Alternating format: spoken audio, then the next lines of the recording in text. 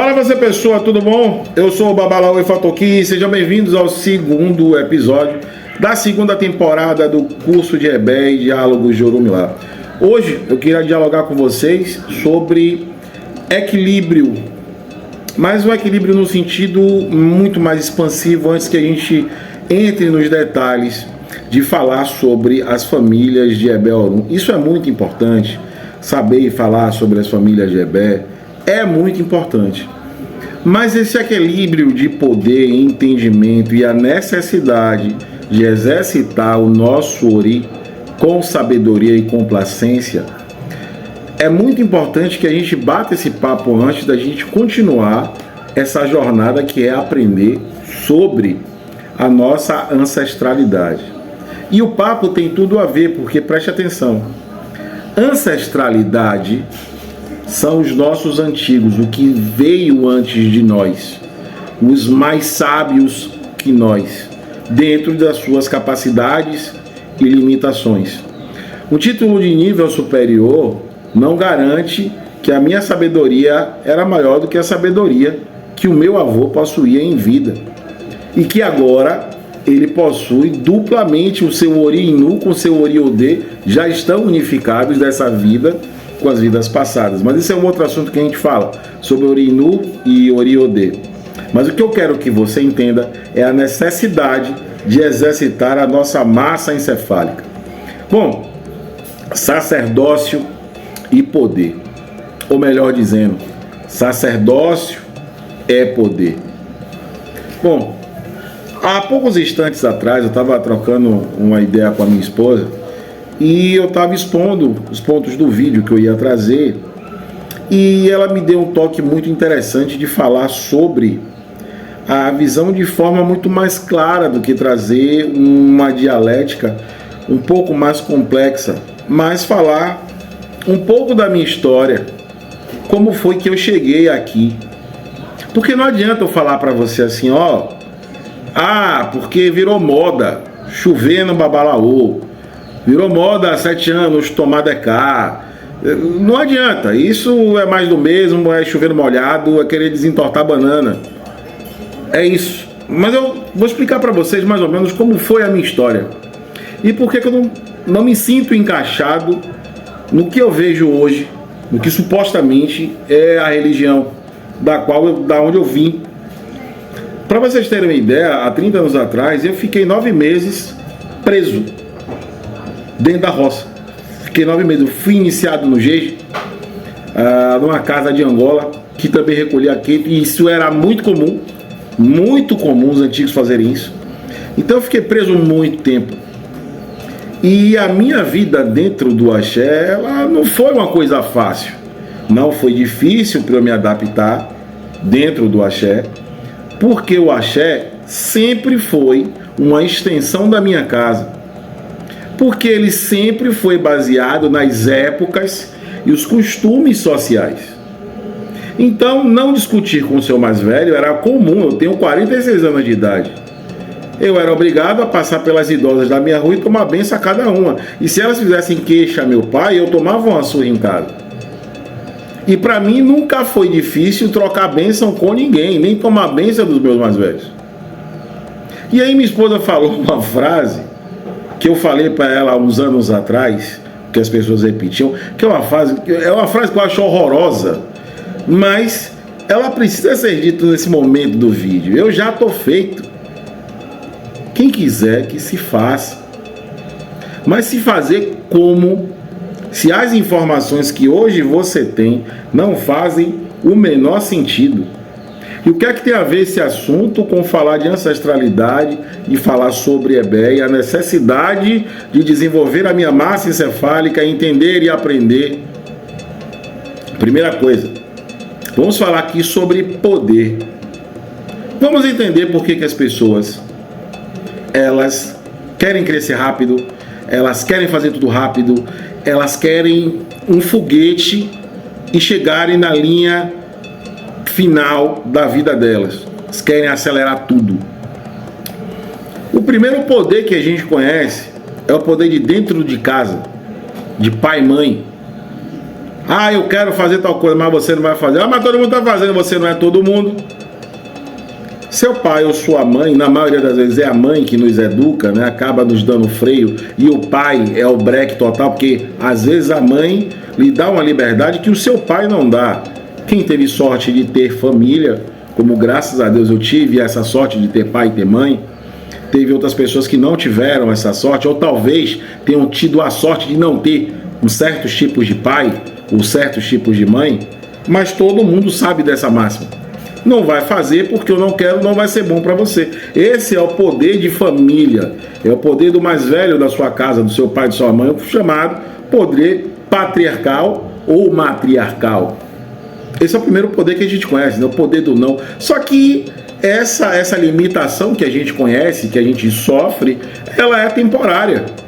Porque uma hora você vai crescer, e perceba, o pai e a mãe impõem para você por dois fatores. Primeiro, você não conhece nada sobre a vida e você sabe muito menos da vida do que ele.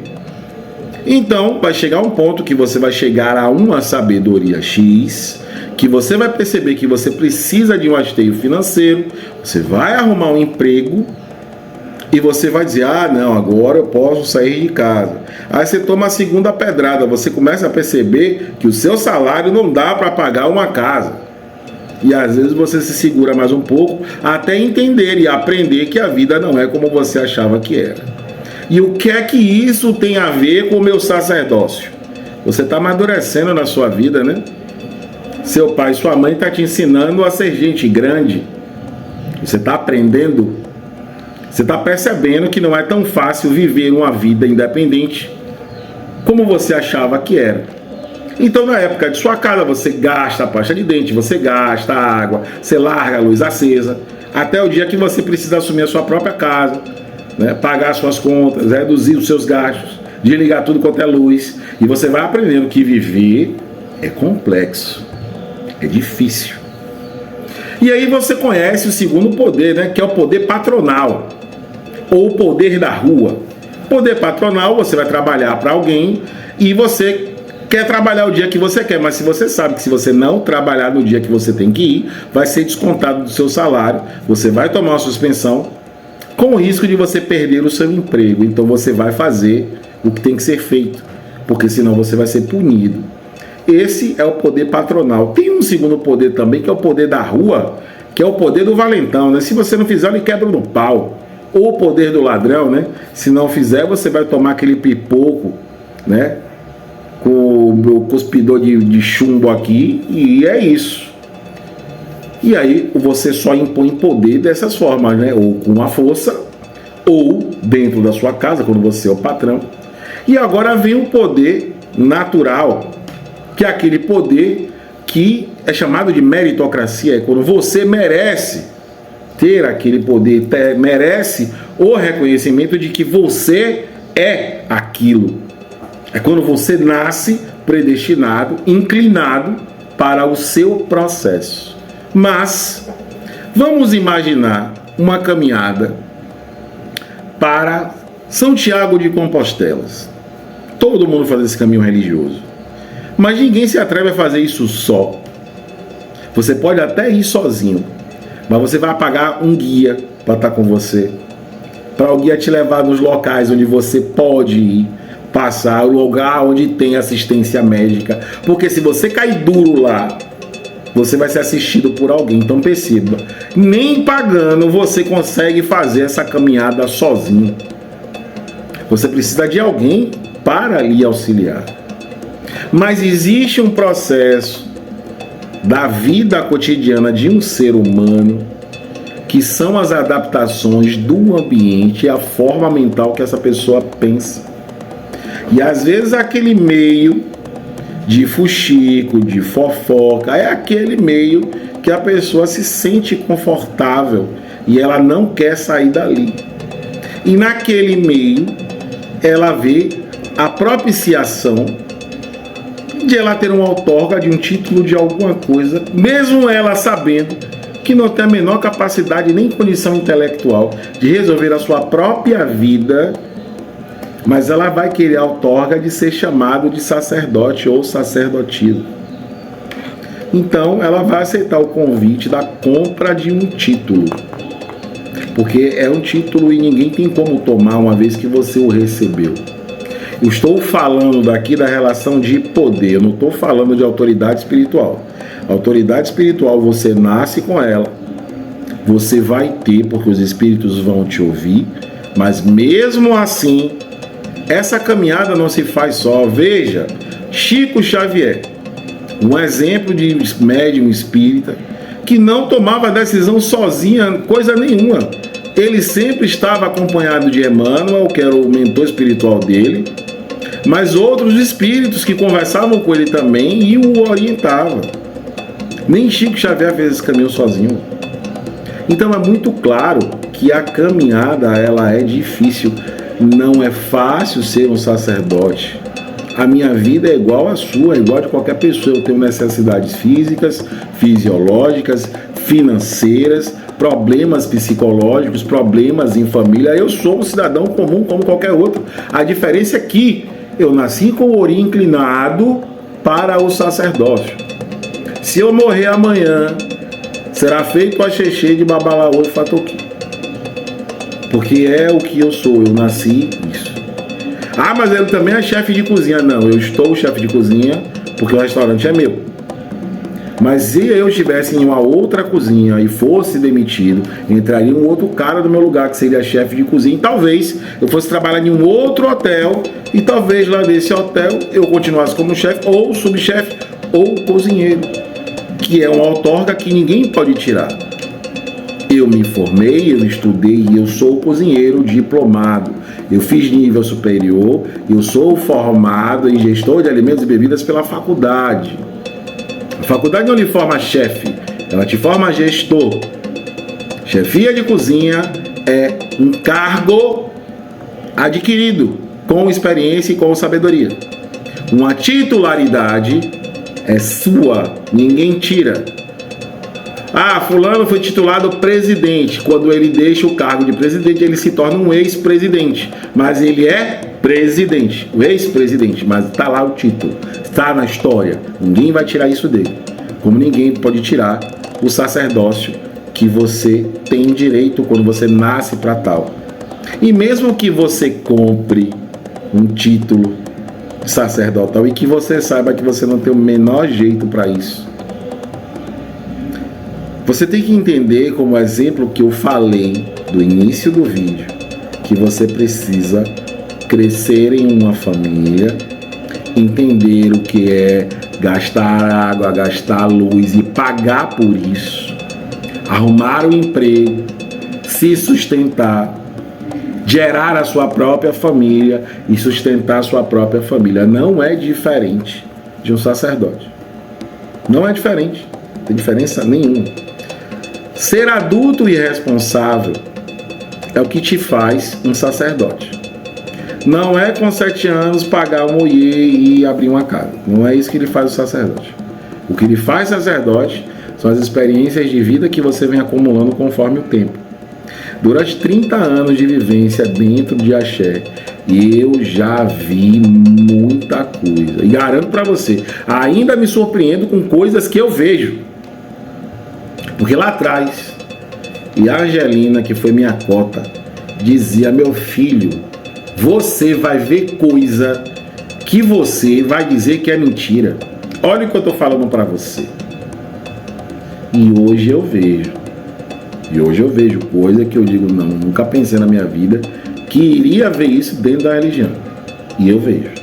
Mas está tudo certo, está tudo bom. Até porque cada um faz parte do que quer e do ambiente que quer estar. Um dia, trocando ideia com o Babalaô, ele falou assim: irmão, olha só, hoje na internet você tem o axé gourmet. Você digita lá no YouTube, é o candomblé da pombagira de fulano, tá lá. A axé da casa tal, tá lá. Babalaô na Nigéria, tá lá. Então você encontra o que você quiser lá no YouTube. Então, as pessoas tendem a parar para ouvir aquilo que está na média delas. Ou seja, o que é que eu falo isso? Quando eu ouvi o primeiro termo sobre mediocridade mental, eu achava que isso era uma ofensa. Um professor me explicou o seguinte, ó: tudo que está na média é medíocre. É a média. Quando um professor fala seu pensamento ainda é medíocre, quer dizer que você está na base da média e você acha que você está na base da alta, mas o seu pensamento ainda é medíocre, você ainda pensa baixo, ainda pensa pequeno, porque a ideia da qual você está defendendo ela é estupidamente grande, mas você está falando só uma gota do oceano do qual você podia explorar. Então, quando eu desejo, e foi revelado para mim por Orumilá, a minha necessidade sacerdotal, eu preciso entender que a religião a qual eu quero me dedicar, ela é um oceano. Ela não é um rio. Ainda que ela fosse um rio, se vocês conhecerem o Rio da Plata, parece um mar, é enorme. Que dirá sabendo que a religião a qual eu me inclinei é um oceano e nós só temos acesso a pouca coisa pela nossa própria mediocridade de não buscar, de não entender, de não desenvolver, de não querer me cansar para aprender, porque todo aprendizado é cansativo. Eu vou querer ser uma criança prematura de 7 anos e vou brincar de ser sacerdote com a vida dos outros. E vou brincar de gravar vídeo e vou brincar de falar coisas na internet, porque além do like eu quero um otário para ganhar o dinheiro dele. É assim que as pessoas estão fazendo. É assim que as pessoas estão agindo. E é muito doloroso entender que os meus antigos sofreram tanto lá atrás, tiveram as casas invadidas, casa quebrada, atabaque apreendido, apanharam, perderam a vida, geraram filhos de santo que geraram a casa da qual eu fiz parte e de uma forma muito sacrificiosa mantiveram essa casa aberta, da qual tive a oportunidade de participar, de ser iniciado, de aprender com meus antigos e hoje ver uma facilidade medíocre que levam a pessoas e que levam pessoas supostamente a um sacerdócio, supostamente.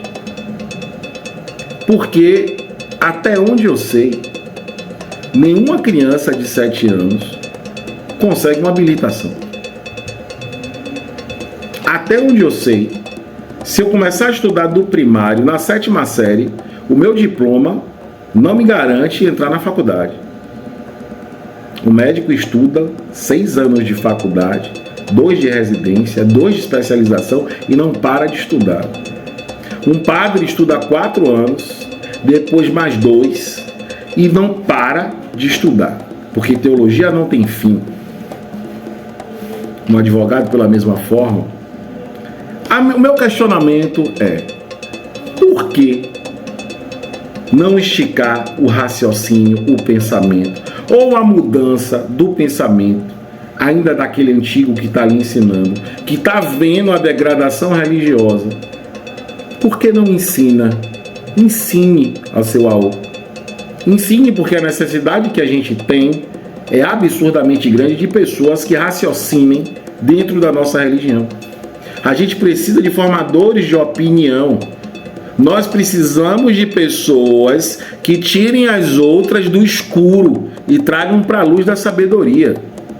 A gente precisa de pensadores que façam as pessoas parafrasearem, conversarem quando nós fomos agredidos por evangélicos que querem atravessar a nossa religiosidade, achar que a gente serve ao diabo. A gente precisa de pessoas que saibam dialogar sobre e como, da onde a gente veio e para onde a gente quer ir. E ser sacerdote hoje é muito fácil. O problema é se manter nesse sacerdócio e guiar pessoas da treva para a clareza. Levar pessoas para o entendimento do que é que a gente está fazendo. Por isso eu convido a você a mergulhar de cabeça nos estudos que a gente vai fazer a partir desse momento. Entender a sua ancestralidade é a certeza de um caminho proveitoso para essa vida que a gente está vivendo, ou seja, do nosso Oriodê, quando a gente voltar para o nosso Orinu, quem realmente nós somos.